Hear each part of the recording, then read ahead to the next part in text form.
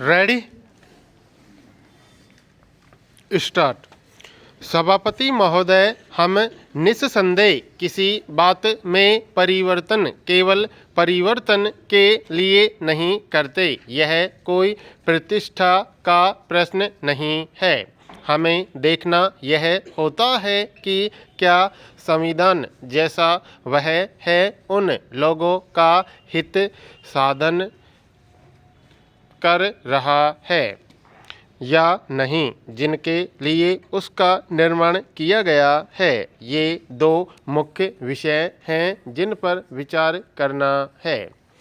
अगर किसी परिवर्तन की आवश्यकता है तो वह लोकतंत्र को करने के लिए न होकर उसे और सार्थक बनाने के लिए होगा, उसे सुरक्षित रखने और अधिक जीवंत बनाने के लिए होगा। दुनिया जैसे जैसे आगे बढ़ती है, समाज परिस्थितियाँ इन सभी में लगातार परिवर्तन होता है और यह सिलसिला अनादिकाल से चलता आ रहा है। लेकिन हमारे समय में परिवर्तन न केवल हमारे देश में बल्कि सभी देशों में बहुत तेज़ी से हो रहा है, जिसका कारण है विज्ञान और प्रौद्योगिकी और आर्थिक स्थिति पर उनका प्रभाव। प्रत्येक समाज को जीवित रहने के लिए और जो भी चुनौतियां सामने आएं उनका उत्तर देने के लिए इस प्रगति के साथ कदम मिलाते हुए आगे बढ़ना होता है। आप सबको इस समस्या पर इसी दृष्टि से विचार करना है। जैसा कि मैंने कई अवसरों पर कहा है, हम निश्चय ही कानून विशेषज्ञों की सलाह और उनके लंबे अनुभव का लाभ अवश्य ही उठाना चाहते हैं। इस मामले में मैं समझती हूँ कि विचार विमर्श में उनके अलावा ऐसे व्यक्तियों को भी भाग लेना चाहिए जिन्हें ऐसी कुछ समस्याओं की जानकारी है जिनका सामना लोगों को अपने सामान्य दैनिक जीवन और कामकाज के दौरान करना पड़ता है। दोनों प्रकार के लोगों के बीच विचारों का आदान प्रदान होना चाहिए। शिक्षा संबंधी सबसे नवीनतम सिद्धांत वह है जिसे अनौपचारिक शिक्षा कहा जाता है। इसके बारे में अधिकाधिक बहसें होती रहती हैं और मैं समझती हूँ कि यही भविष्य की शिक्षा का स्वरूप होगा।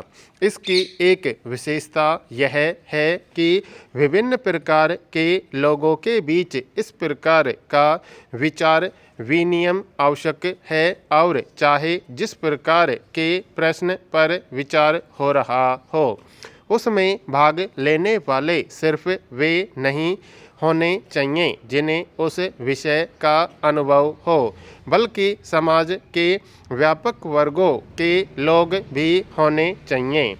इससे विशेषज्ञों को भी गैर विशेषज्ञ लोगों की समस्याएं समझने में सहायता मिलती है जो वास्तव में प्रगति में सहायक हैं।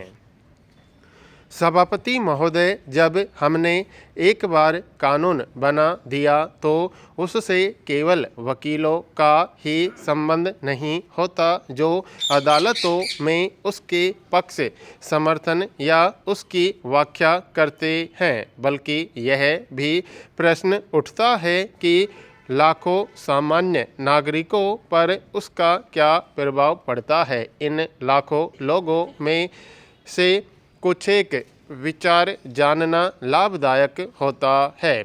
स्पष्ट है कि हम उन सब के पास तक नहीं पहुंच सकते। तो यह बात थी मेरे मन में कि इन सब बातों में जहां हमें आपके मार्गदर्शन की आवश्यकता है, जहां हम सलाह लेना चाहते हैं कि क्या किया जा सकता है, कैसे किया जा सकता है, राष्ट्रीय जीवन के दीर्घकालीन हितों को ध्यान में रखते हुए क्या करना ज़्यादा अच्छा है वहीं हम आपको यह भी बताना चाहेंगे कि जनता के विभिन्न वर्गों को किन कठिनाइयों का सामना करना पड़ रहा है।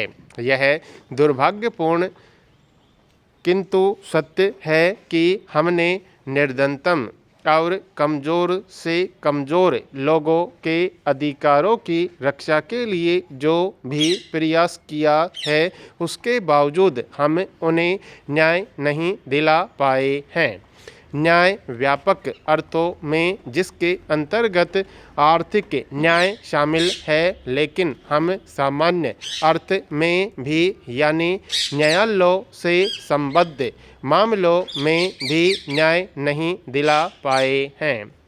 हम देखते हैं कि संपन्न व्यक्तियों के पास न केवल पैसा है, बल्कि उनके पास अपने हितों की रक्षा के लिए अन्य अनेक साधन भी हैं, जो अपेक्षाकृत ज़्यादा गरीब व्यक्तियों के पास नहीं है। तो ये कुछ समस्याएं हैं, लेकिन यह बात संविधान पर नहीं बल्कि न्याय प्रणाली पर लागू होती है। इस प्रणाली में हम सुधार कैसे करें, इसका एक अंग कानूनी सहायता देना, और यह एक उपयोगी और अच्छा विचार है। मुझे मालूम है कि आप में से अनेक अधिवक्ताओं ने तथा राज्यों में अन्य वकीलों ने इसके लिए अपनी सेवाएं अर्पित की हैं तथा हम उनके बहुत आभारी हैं। लेकिन मैं सोचती हूँ कि हमें इस प्रश्न पर और गहराई से विचार करना चाहिए, यानी यह सोचना चाहिए कि क्या न्याय प्रणाली में कोई ऐसा परिवर्तन नहीं किया जा सकता जिससे इस प्रकार की कानूनी सहायता की आवश्यकता न अनुभव की जाए और नागरिक स्वयं ही यह अनुभव करे कि उनके पास पैसा हो या न हो, उन्हें सर्वोत्तम न्याय मिलने की पूरी संभावना है। मेरे कहने का तात्पर्य यह है कि कभी कुछ गलतियां भी हो सकती हैं।